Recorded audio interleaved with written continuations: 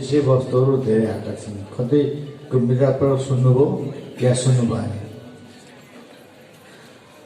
यो तपाईँलाई भन्नुपर्ने अहिलेको संसारिक विषयहरूमा म राख्न चाहन्छु र केही अहिले हाम्रो 8औं महाधिवेशनले के ओर्गुलेसन गर्यो त्यो कुरा पनि भन्न चाहन्छु। कमल विशिष्ट गरेका छ, हामी सामान्य स्थितिमा छैन। हामीले 10 वर्ष जनयुद्ध गर्यौं। जनयुद्ध गरेपछि पनि शान्ति प्रक्रिया पार गरेको करिब 15 वर्ष। मोर्चा छोडेर अर्को सङ्घर्षको मोर्चामा निरन्तर अगाडि बढेका छौँ। यो 15 वर्षमा सङ्घर्षभन्दा बाहिर छौँ भन्ने ठान्नु हुँदैन। हामीले 15 वर्षको बिचमा तपाईँले यता हेर्नुहोस्, अलिकति राम्रोसँग हेर्नुभयो भने, खेलाउनु भयो भने पहिलो 5 वर्ष हामी शान्ति प्रक्रियाको प्रवेशद्वारमा थियौँ। एकजना विद्यालयका कर्मचारी सरले मलाई भेट्नुभयो यहीँ गाङमा र उहाँले भन्नुभयो पार्टी विभाजनपछि हामी माओवादी केन्द्र हुँदाखेरि उहाँले के भन्नुभयो भने तपाईँहरू 77 सालमा हुँदाखेरि पार्टी थियो, ठुलो थियो, मोटाएको थियो, सुनिएको थियो, तपाईँले कुन विकास दिन सक्नु भएन। तपाईँहरू अहिले 70 सालमा हुनुहुन्छ। 70 सालमा डुबाएको पार्टी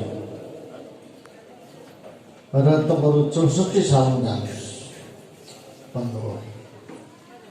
यही कुरा मैले कमल प्रचण्डसँग कुरा गरेँ। यसो भन्नु चाहिँ गर्न साथी एकदम ठिक भन्नुभयो भनेर अध्यक्ष कमल प्रचण्डले मलाई भन्नुभयो। मैले तपाईँलाई यो कुरा किन सुनाएँ भने हामी 64 सालको सुरुवातमा हामी क्रान्तिको तापमा थियौँ। देशव्यापी रूपमा सबभन्दा ठुलो पार्टीका रूपमा उब्रेका थियौँ। हामी क्रान्ति सहित थियौँ। हामी सेना थियौँ, तर हाम्रो सेना स्क्यान्डलमा थियो, हतियार कन्टेनरमा राखेका थियौँ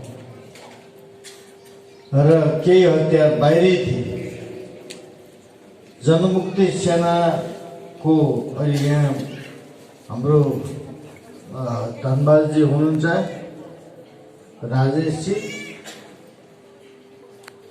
म नै त्यो पहिलो व्यक्ति हौँ। हामी श्रमजीवी जनताका पक्षपाती हौँ। पहिलो कुरा त के बनाएको छ भने मार्क्सवाद, लेनिनवाद, माओवाद अर्थात् सर्वहारा वर्गको विज्ञानलाई आत्मसात गर्ने कुरालाई जरसँग पढायो। दोस्रो कुरा के गरेछ भने यो हामी उत्पादन सङ्घर्ष र श्रमसँग जोडिनुपर्छ। हाम्रा नेताहरू बिगेको छन् भनेको अर्थ चाहिँ हो। केही नेताहरू के मान्छन्, अलि सरल काम गर्छन् र श्रमबाट गर्दछ, रोगी भएको छ। ठुला पुँजीपतिसँग 2-4 पैसा आउँछ कि भनेर हेरेको छ, त्यो हुँदैन। त्यसले हामीलाई आइसोलेट गर्छ, अन्त आइसोलेट गर्छ। त्यस कारणले जनताप्रति उत्तरदायी हुने कुरा,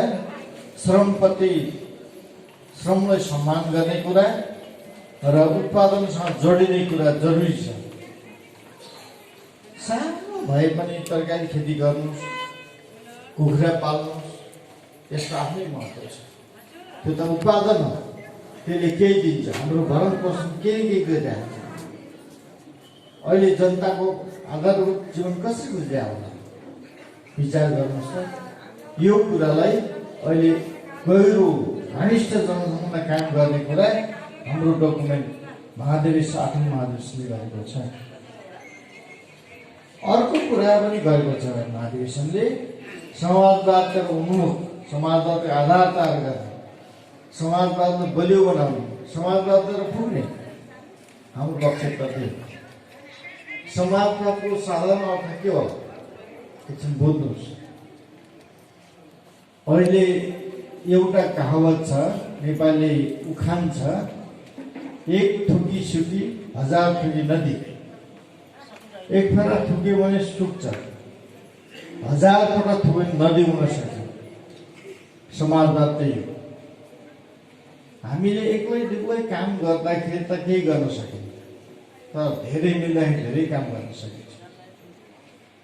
मिलिजुली काम गरौँ र बाँडीचुली खाउँ भन्ने सिद्धान्त समाजवाद हो।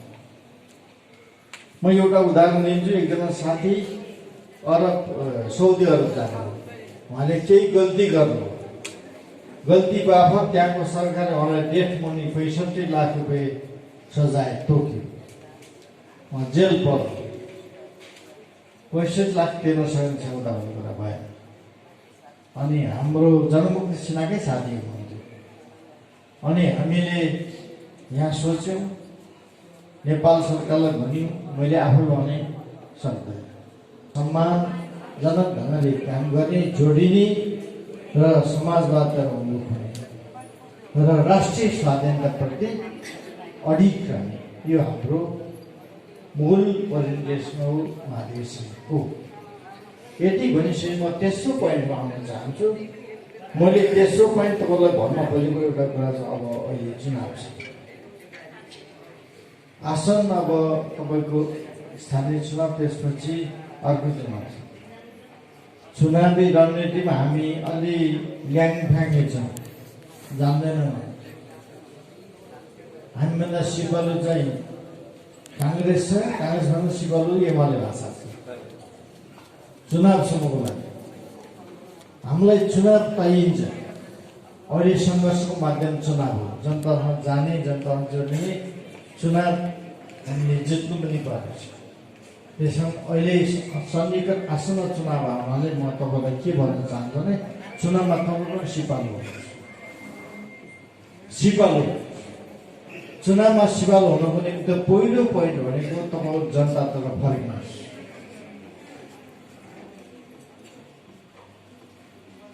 हामी पनि फर्किन्छौँ। मैले साथीसँग कुरा गर्दै गरेँ, मलाई साथीले भन्नुभयो तपाईँ दाङ बस्नुपर्छ धेरै। मैले भने दाङ बस्छु, धेरै बस्छु, अब दाङै बस्नुपर्छ धेरै। अरू जिल्ला पनि जानुपर्छ, कपिलवस्तु, बाँकी, रोल्पा पनि हिँड्नुपर्छ। आउनु भनेको छ, जानुपर्छ। म जान्छु न, भोलि बाङ्लाचुली जान्छु। तर भोलि कार्यक्रम छ, शान्तिनगर कार्यक्रम छ, त्यो पनि हुन्छ। हामी सबै जान्छौँ। म आफै आइहाल्छु। मैले अहिले निर्मलजीलाई भने, अब म जान्छु, जनतैले जान्छु। आज बेलुकी एउटा कार्यक्रम थियो, म जान पाइनँ। म गाउँघरमा जानु, अब पाठा जानु। अस्ति माघे सङ्क्रान्ति म चाहिँ बस्ती बस्तीमा गएको।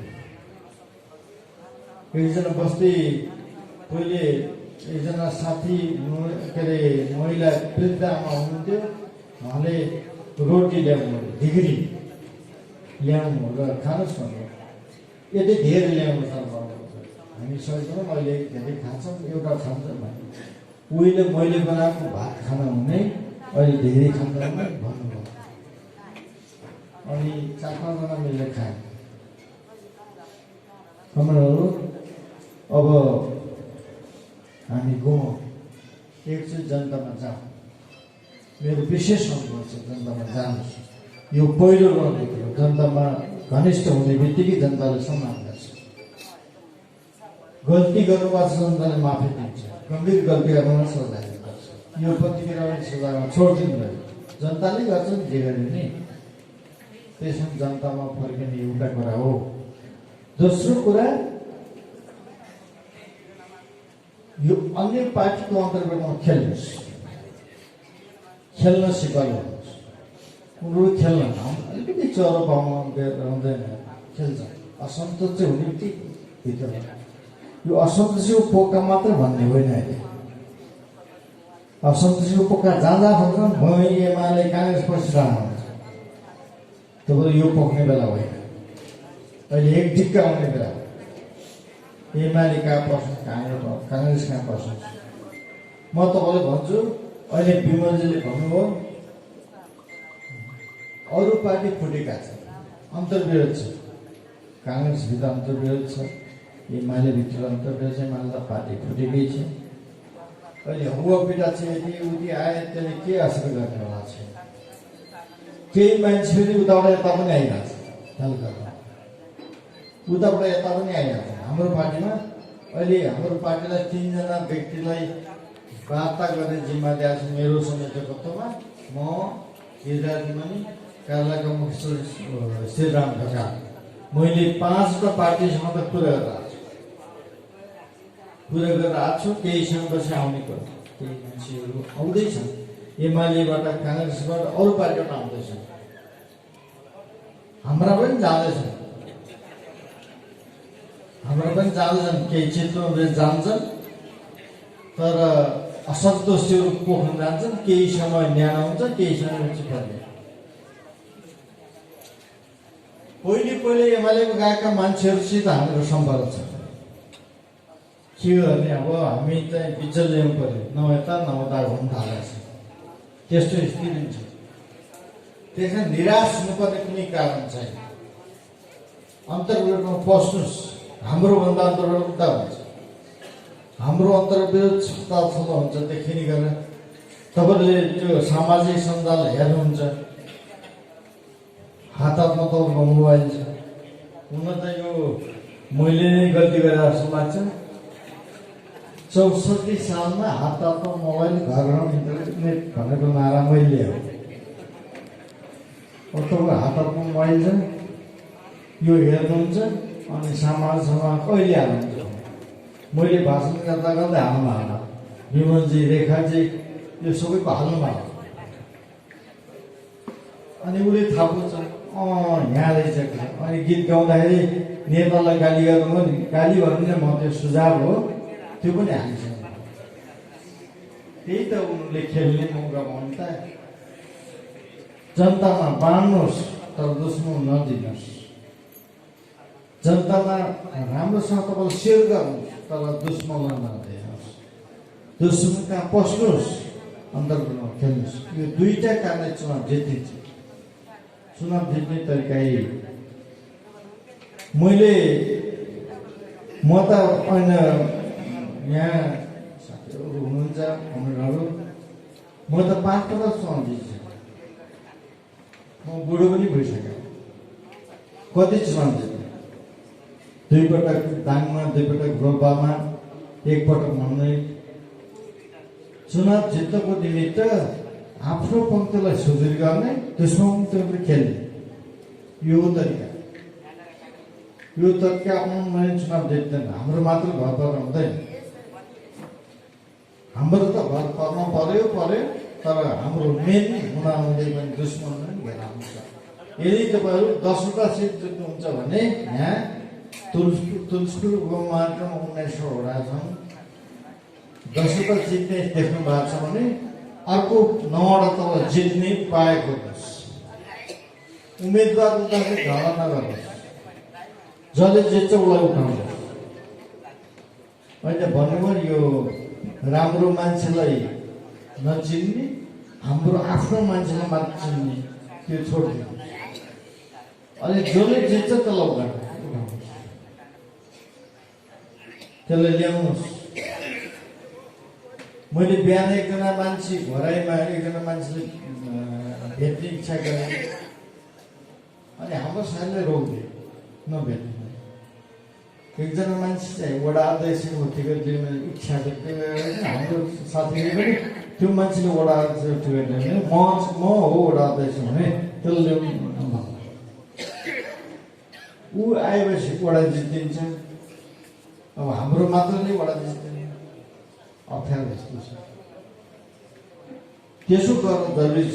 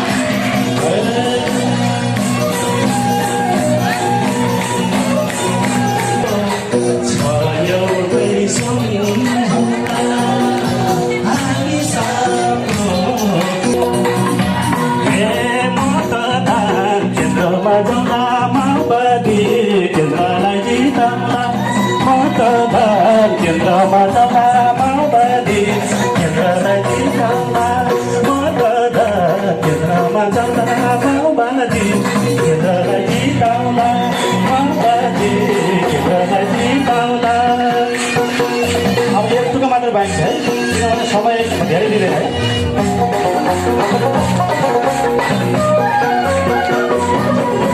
जति नाच्यो जो नाच्यो त्यो बढी बाँच्छ, क्रान्तिकारीहरू बाँच्छन् है।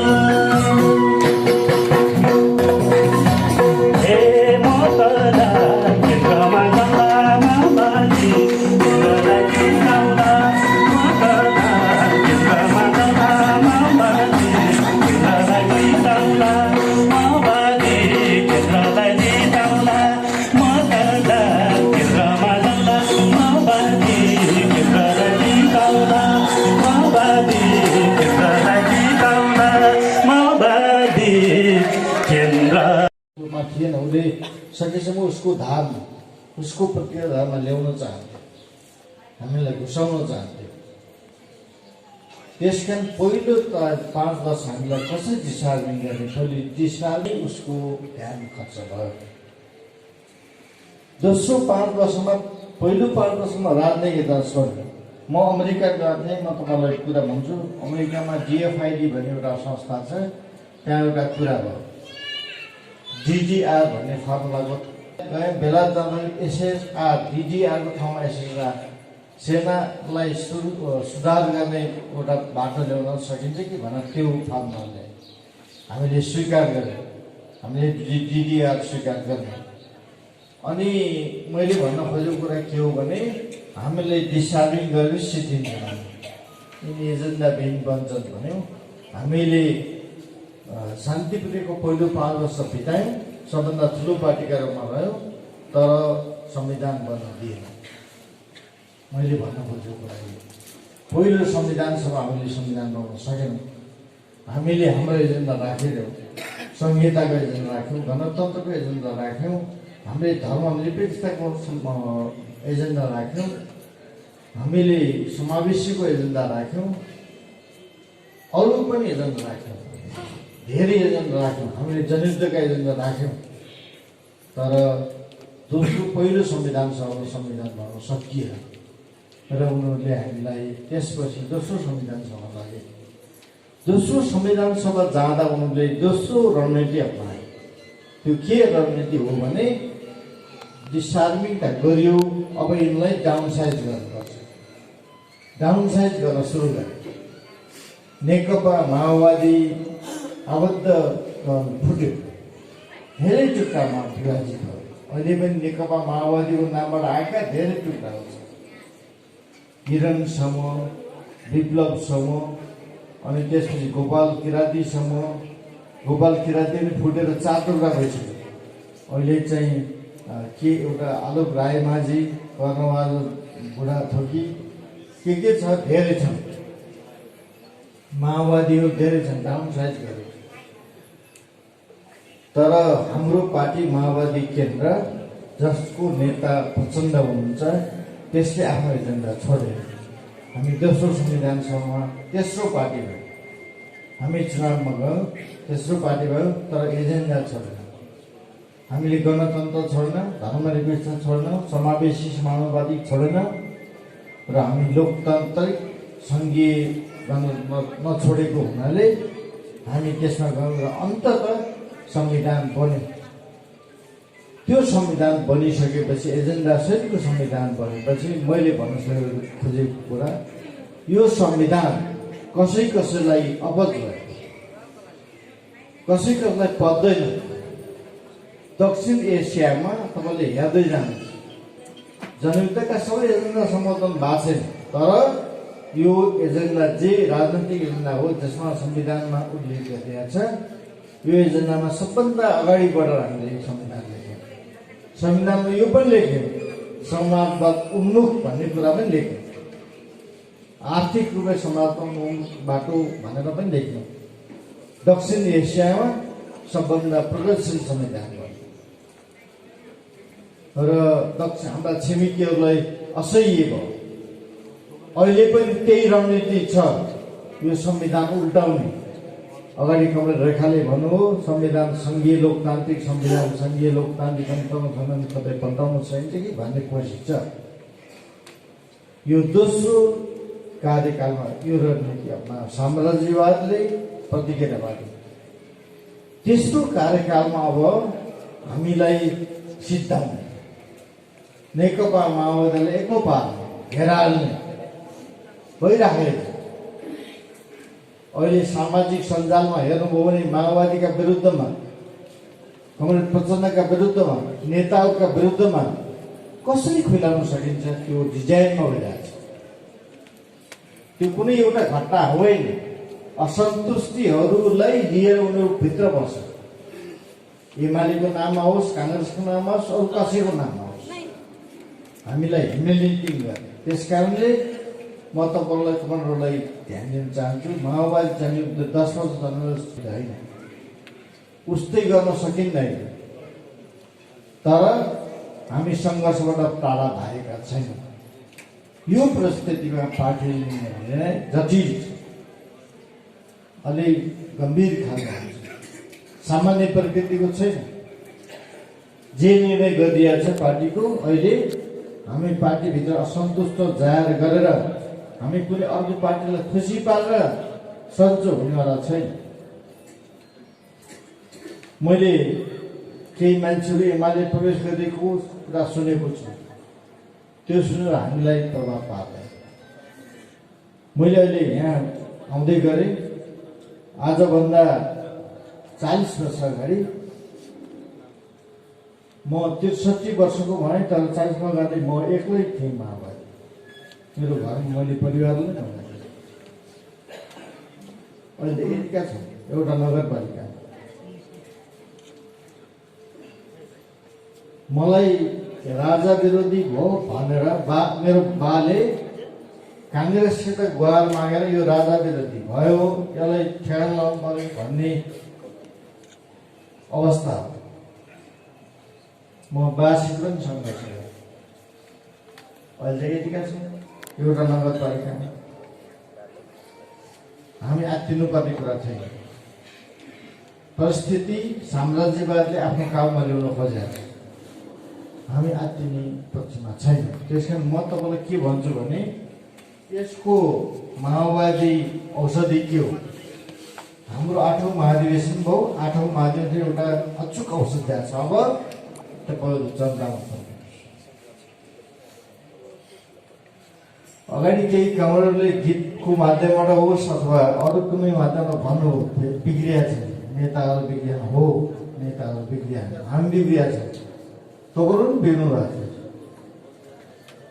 अलि तपाईँ चोखो नहुनु, हामी अलि धेरै, तपाईँ थोरै, त्यति मात्रै फरक। बिग्रिया चाहिँ सबै बिग्रिया के हो भने तपाईँहरू बिस्तारै बिस्तारै अब गाउँ छोड्नु, सहर ताक्नु, सहरवाला राजधानी ताक्नु,